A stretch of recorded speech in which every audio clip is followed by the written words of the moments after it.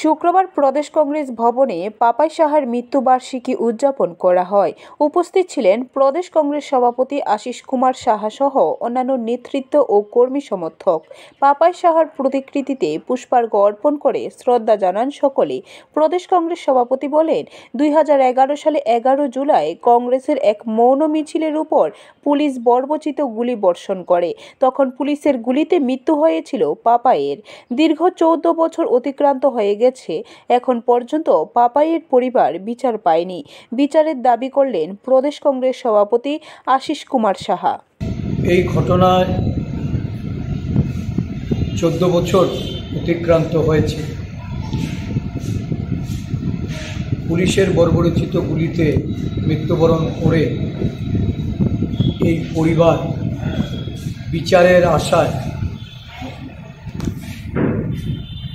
পাপাই সাহার মৃত্যুর জন্য যারা দায়ী তাদের শাস্তির দিকে চেয়ে দীর্ঘ সময় অতিবাহিত করার পর ক্ষোভের সঙ্গে আমরা তাদের পরিবারের যে প্রত্যাশা, এই প্রত্যাশা পূরণে ব্যর্থতা। ব্যুরো রিপোর্ট, খবর ত্রিপুরা।